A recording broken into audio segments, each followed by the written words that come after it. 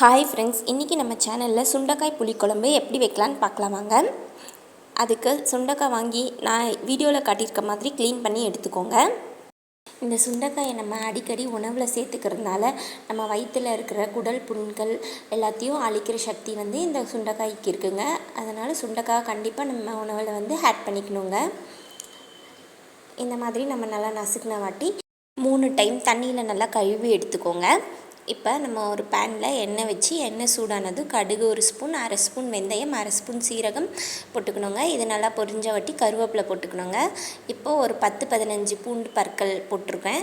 சின்ன வெங்காயம் ஒரு 15 வெங்காயத்தை சின்ன சின்னதாக கட் பண்ணி இதில் ஆட் பண்ணிக்கோங்க. சின்ன வெங்காயம் நல்லா டேஸ்ட் கொடுக்குங்க. வெங்காயம் நல்லா வதங்கட்டுங்க. நம்ம லோ ஃப்ளேமில் வச்சு ஒரு 2 நிமிஷத்துக்கு வெங்காயத்தை நல்லா வதக்கி விட்டுக்கலாங்க. இந்த சுண்டைக்காயில் புரோட்டீன் சத்து, கால்சியம் சத்து, இரும்பு சத்து எல்லாமே இருக்குதுங்க. இது குழந்தைங்களுக்கு சின்ன வயசுலேருந்தே நீங்கள் கொடுங்க. இப்போது வெங்காயம் நல்லா இந்த மாதிரி வதங்கின வாட்டி ஒரு தக்காளி நான் கட் பண்ணி வச்சுருக்கேங்க. அந்த தக்காளியும் ஆட் பண்ணிக்கோங்க. தக்காளி வெங்காயம் நல்லா வதங்கட்டுங்க. இப்படி நல்லா வதங்கட்டுங்க. வதங்கின வாட்டி இது வதங்கிறதுக்கு நம்ம உப்பு போட்டுக்கலாங்க. கல் உப்பு ஆட் பண்ணிக்கோங்க. அப்புறம் அதையும் வதக்கி விடுங்க. அப்புறம் மஞ்சத்தூள் அரை ஸ்பூன் ஆட் பண்ணிக்கோங்க. குழம்பு மிளகாய் பொடி நம்ம வீட்டிலேயே அரைச்சது அது 1 ஸ்பூன், தனியாத்தூள் 1 ஸ்பூன் ஆட் பண்ணிக்கோங்க. இதெல்லாத்தையும் ஆட் பண்ண வாட்டி நல்லா நசுக்கி விடுங்க. தக்காளி எல்லாமே நல்லா மிக்ஸ் பண்ணி விடுங்க. இது நல்லா வதங்கட்டுங்க. இது நல்லா வதங்கின வாட்டி நம்ம சுண்டைக்காயை எடுத்து வச்சுருக்கோம் இல்லைங்களா. இன்றைக்கி 100 கிராம் அளவு சுண்டைக்காய் எடுத்து வச்சுருக்கேன். அதையும் இதில் ஆட் பண்ணிக்கிறேன். சுண்டைக்காய் நல்லா வதங்கட்டுங்க. நம்ம லோ ஃப்ளேமில் வச்சு ஒரு 5 நிமிஷத்துக்கு சிம்மில் வச்சு நம்ம நல்லா வதக்கி விடலாங்க. இது நல்லா வதங்கி ஆஃபாக குக்காகி வந்துடுங்க. நல்லா சுருங்கி வந்ததுக்கப்புறம் நம்ம புளி தண்ணி எடுத்து வச்சுருக்கோங்க. அந்த புளி தண்ணியை ஊற்றி கொதிக்க விட்டுடலாங்க.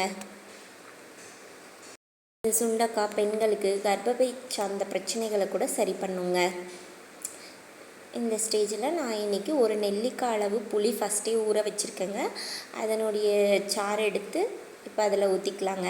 இப்போ நம்ம மூடி போட்டு 10 நிமிஷம் சிம்மில் வேக வச்சுக்கலாங்க. நான் இன்றைக்கி தண்ணி எதுவுமே ஆட் பண்ணலைங்க. அந்த புளி கரைசலில் இருக்க தண்ணி மட்டும்தாங்க. இந்த மாதிரி 10 நிமிஷத்துக்கு அப்புறம் நல்லா சுண்டி வருங்க.